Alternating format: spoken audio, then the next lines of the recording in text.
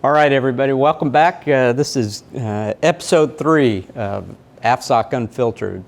I'm Lieutenant General Jim Slife, the AFSOC commander, and I'm joined by my longtime friend and colleague, Lieutenant Colonel Myron Chivas, who is currently unemployed, but soon to be PCS. He recently graduated squadron commander on his way out the door.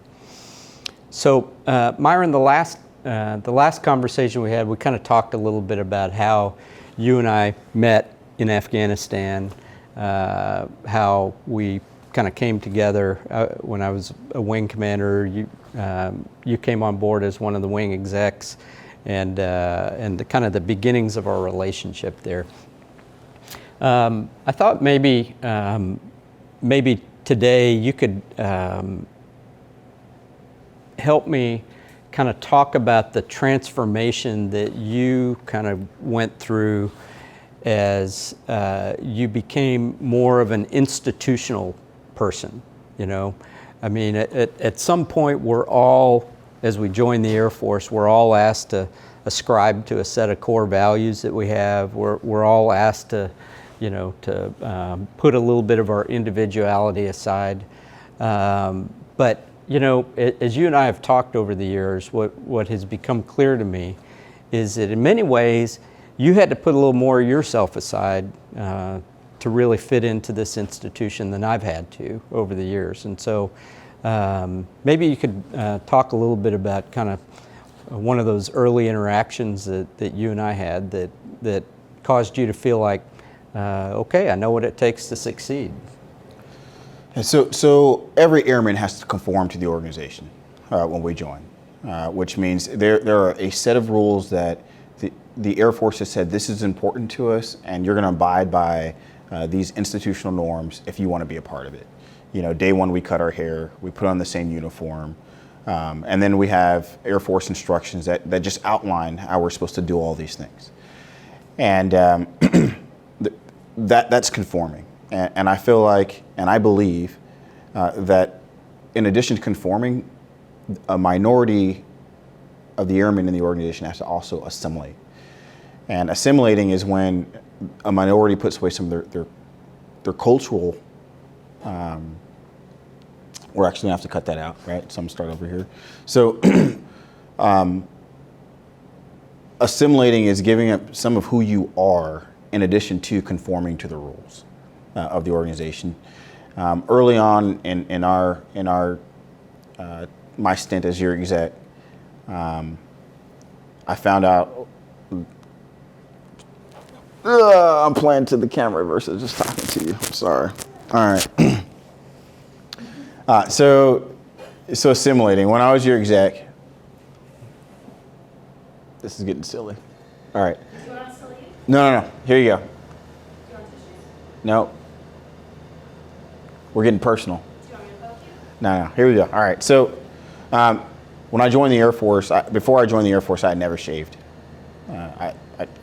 I just hadn't shaved before in my entire life. And once I started shaving, like never shaved? Never in my life had I put a razor to my face before I joined the Air Force.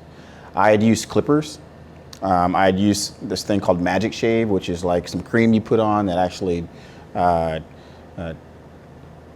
like thins out the follicle, and then you kind of just scrape the hair off. But I had never put a razor to my face. And the reason I hadn't put a razor to my face is because I have a condition called pseudofolliculitis barbae. And that is, it's prevalent in about 60% in African American men. More so in African American men or black men than any other race. And so when I have an ingrown hair, the follicle gets irritated and it will start to pus or really, really hurt. And when I joined the Air Force, I continued to use clippers. But every now and then, that condition would flare up. And when I was in your front office, I felt my skin starting to get irritated one day. And I wanted to let you know, because I was representing you. I was representing the front office, and I hadn't told you about this before. So I wanted to let you know. I said, sir, hey, my skin's flaring up. I may not shave for the next 2 or 3 days, because there's 100% allowing your hair to grow is the only thing that actually like fixes the condition. So when you're irritated, and so I was going to let it go for 3 days, and there's a waiver for this that you had, right? yes, so I had, yes sir, I had the waiver. I've had the waiver since I joined the Air Force, and I've used the waiver a handful of times. And when I say I used the waiver, I mean like someone actually asked me if I had a waiver because my hair was growing out. And I never like shaped it or formed it or anything. It was just, I was irritated. And so I had to grow up my hair. And it was always kind of a little embarrassing. Not a little, it was always embarrassing. Anytime I had to grow my hair out, because it felt like when I talked to people, they would stare at my chin, then they look at my cheeks, and then they would start hearing the words that came out of my mouth. And so I didn't want that distraction, and I would just continue to cut my hair, and I continued to cut my skin, and I continued to hurt. And at this point, I felt like we had a fairly good relationship, and I came to you and let you know, hey, sir, I have to let my hair grow out because my face is hurting. And you looked at me, and then you looked away a little bit, and then you said, have you ever met a squadron commander on a shaving waiver? And you're like, I understand. And what I got from that was an appreciation. I appreciated the fact that you had let me in on one of those unknown knowns, or something that, one of those cultural biases that we have, which is you don't have shaving waivers as a squadron commander. At least I hadn't met one. I'm not sure if you had. And so I wasn't upset that you had said it. I appreciated that you said it. And so I went down to one of the local hospitals and started getting laser hair removal. And so when we're talking about conforming to the Air Force, you have to have a clean face, and people do that.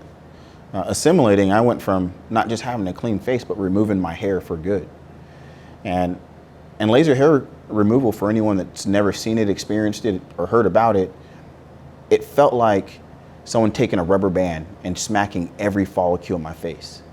And so beforehand, I'd put cream on to try and numb my face. And while it's attacking the follicles in the skin, I'm smelling my face burn.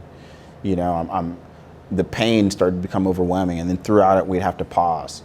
And the only way this treatment would take is if you did it every month, like repeatedly, and then your hair would get a little bit thinner, and you're less likely to have the ingrown hairs. And so that was one of the first moments in my Air Force career when I knew I was making a decision about just life and what it was going to take for me if I wanted to lead in this organization. And I made that decision, and I'm good on that decision. You know, I'm confident it was the right one for the service. But sometimes, not sometimes, there are people I talk to that aren't willing to make that sacrifice. They feel like, why do I have to have this additional sacrifice to have the same opportunity as someone else? And that's hard, and that's hard for everyone. Yeah, you know, so I don't remember that conversation, but as you play it back, I can totally see myself doing that. I mean, I could totally see Colonel Slife saying, you ever seen a squadron commander on a shaving waiver? No, sir. Okay. You know, I mean, enough said. And I mean, that reflects an enormous blind spot that I had. You know, I didn't understand this. I didn't, you know, I mean, if you had said to me, hey, sir, just, you know, to make sure we're clear, I'm going to go, you know, down to the hospital and have them literally burn my black skin so that I can fit into the Air Force. Is that what you're telling me to do? I mean, if you had said something like that, I'd go, oh, God, no. You know, that's not at all what I meant. But it's just this enormous blind spot that, as you describe, you know, the number of African-American men that have this medical condition because of the way the hair grows on your face and that kind of stuff. from my perspective, I have never viewed, until you and I have had this conversation over time, I've never viewed, and this is, I'm telling you, I'm imperfect, but I've never viewed shaving waivers as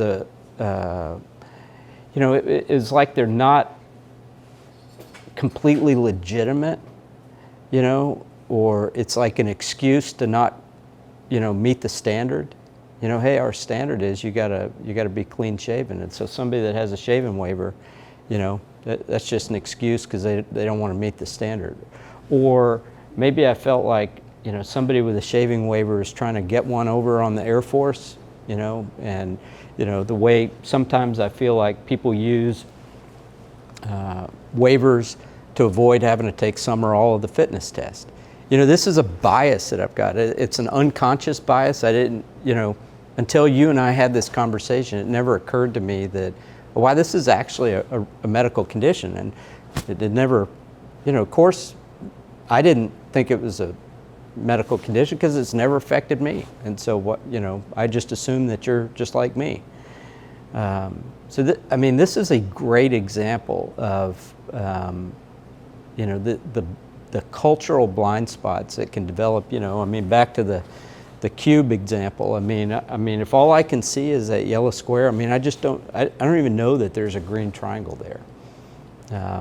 So that, when you relayed that story and kind of gave me the rest of the thing, I said, yeah, so I went and, had this laser hair removal treatment and had to smell my skin burning and all that to assimilate to the Air Force. When you told me that was pretty damning. I listened to you tell me that story about myself, and I'm like, wow, man, I really screwed that one up. So, and I assume if that's happening to you, it's happening to other people too. Other people are, having to go through those kind of things. And so, as you have not just conformed, but assimilated into the Air Force over the years, do you feel like you've had to give up, part of who you are, or give up, in this case, it's literally burning the skin off your face to be a part of the Air Force. But are there other places where you have to, modify, fundamentally who you are? So I think everyone grows, and as you get older, and everyone changes. In the Air Force, I've conformed or assimilated to more of the things that the majority in the Air Force do. So I never would have heard about Seinfeld. I never would have watched Friends. If I wasn't surrounded by, so many white people in the Air Force, because I didn't even know those were things until they were off the air. I'd never been to a country bar. I never had gone line dancing. Those were things that, where I was from, that I ever was interested in or ever thought I would do. But I had to do those things if I wanted to hang out with the majority of the Air Force. And so we talk about pilot training, my experience there, and I think the experience of many African Americans or black airmen, or just airmen in general. I went to Shepherd Air Force Base, and it was awesome. It was a great experience. And part of getting through pilot training is being a team. Like, it is extremely hard to get through pilot training on your own, and everyone tells you that from day one.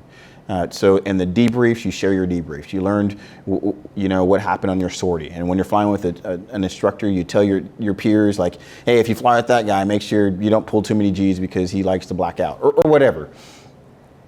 And most of those exchanges don't just happen in the flight room.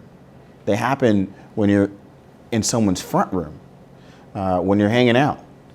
And so for my first, 6 months at pilot training, we like to frequent certain establishments that I normally wouldn't visit. And to be quite honest, I wasn't welcomed. It was frustrating to get the sideways look, from some people, or even the overt, things that they would say to me. And eventually I just stopped going, because I either just didn't want to have to deal with, smiling when people were frowning at me. I didn't want to have to deal with, the potential of getting in a fight. And I mean, I just stopped going. And when I stopped going is when I started receiving information that everyone else was getting. I'd fly with the instructor one day and they're like, Myron, you're making a mistake that someone else made 2 months ago. Why don't you know?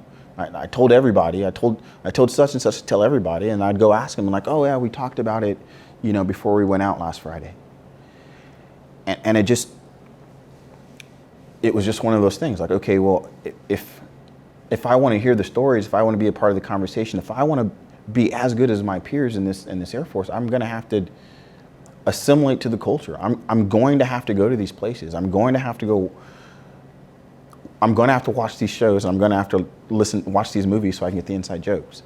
And I call it assimilation for the minority, because I don't think anyone's asked you or asked an entire class to go to, like a hip hop joint. Not saying that white people don't like hip hop joints, but just almost everyone that's gone to Shepherd has gone to the same restaurants and bars. So it leads me to believe that culture drags everyone else into it. Yeah, and I think we're going to get into that in our next episode, where we talk about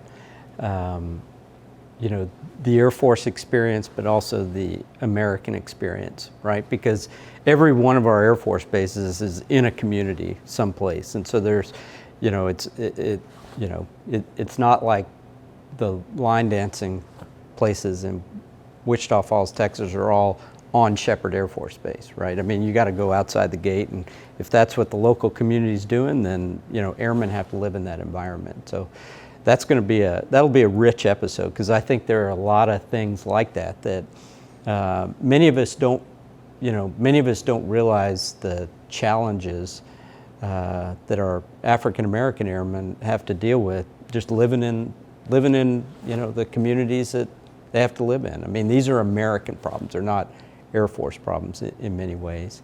So just to kind of wrap up this conversation about conforming and assimilating and so forth, have you ever felt like, you were selling out in some way, that, you had to give up so much of yourself that, hey, you just, you've turned your back too much on who you actually are? So Myron Chivas from 1998, when I graduated high school, would probably look at Myron Chivas of 2020 and be like, that guy's a sellout. Like, he watches lacrosse now, like he's coaching lacrosse. He's wearing slacks and polo shirts. The words he chooses to use are not the words that he would have used in 1998. When I see him on Facebook hanging out with nothing but white people and going to these restaurants and stuff, and that's not the guy I want to be. That's high school graduate Myron Chivas. The father, airman, husband, Lieutenant Colonel Chivas. It says in the organization I'm in and the people that I'm around, I've learned some things, and I enjoy lacrosse. I enjoy being out with my kids on that field, and I know that there aren't many, if any, other black families out there sometimes. That isn't because I like white sports. It's because it's a sport, and I just wasn't introduced to it earlier. And some of these shows, I like this show, I just wasn't introduced to it earlier. And so as I've matured and just start to reflect on who I am now and the person I want to be, I'm happy. I'm happy with where I'm at. And it took years of understanding that and being okay with it before I could say, you know what, I'm not a sellout. I've just aged and I've changed a little bit. Truly understanding that when I go home, when I go back to San Bernardino, Southern California, and I'm hanging out with some of my buddies that they've aged and they've matured also, just maybe not in the Air Force or maybe not in mostly white organizations, just different, that we're still good friends. and we still have things that, you know, we can laugh about and that we relate on. We've just grown. But I do believe that is hard to ask an 18-year-old airman to do sometimes.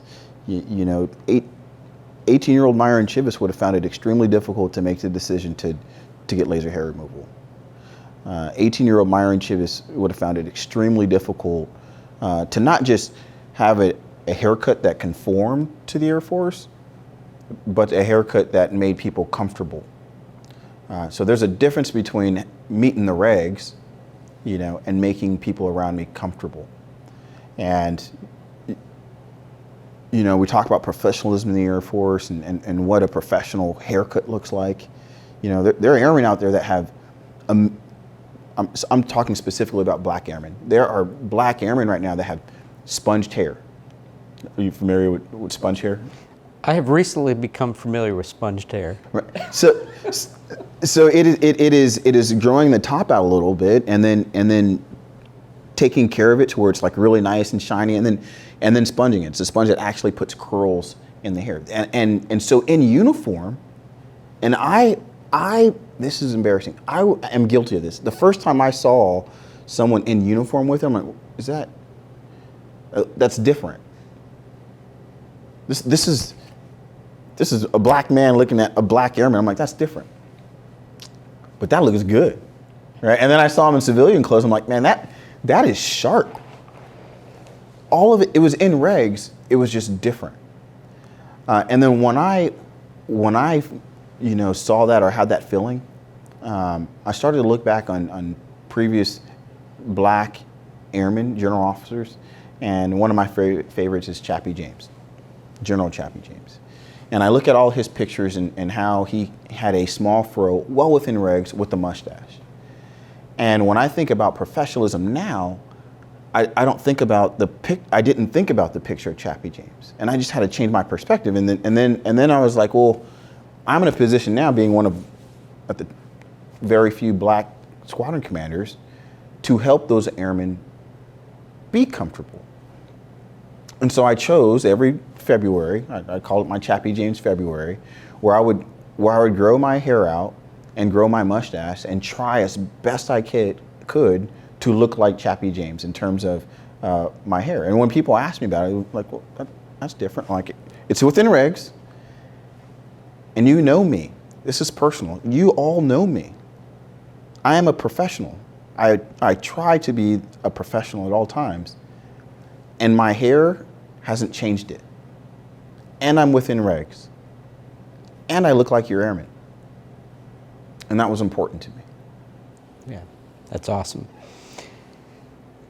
Next February, I will do my best. Chappie James impersonation. Well, It's probably not going to come off quite as well as it would for you. Most definitely wouldn't. Most definitely wouldn't. I don't know if you can get. Well, maybe you could look like Robin Olds, you know. Well, so every March people attempt to do their Robin Olds mustache thing, but Chappie James is one of my heroes, so I'll try and stay true to that one in February. All right. Well, thanks, Myron. This is so this conversation about conforming and assimilating, obviously, you know, has exposed some things that I wish I could have a do-over.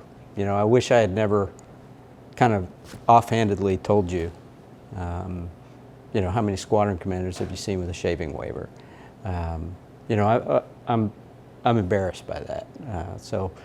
But that's okay, because like we said at the beginning, this is all about listening, learning, and leading. And so by listening to you and learning about this, I can be a better leader going forward. So thanks for being patient with me while I've tried to listen, learn, and lead.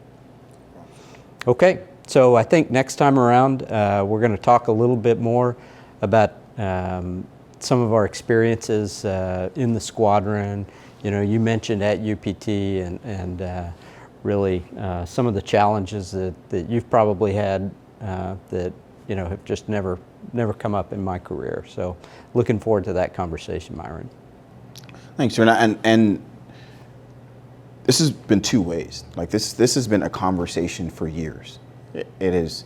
You have challenged some of my positions on things. You have shown me that there are other ways of getting to the right answer. When I truly started to understand what not just the institution, but some of the processes, I realized, you know what, there's more to it than just my perspective or my experience or what I've been told was true my entire life. And I've appreciated that, and that's helped me grow as an airman. All right. We'll see you next time, Myron. Thanks very much.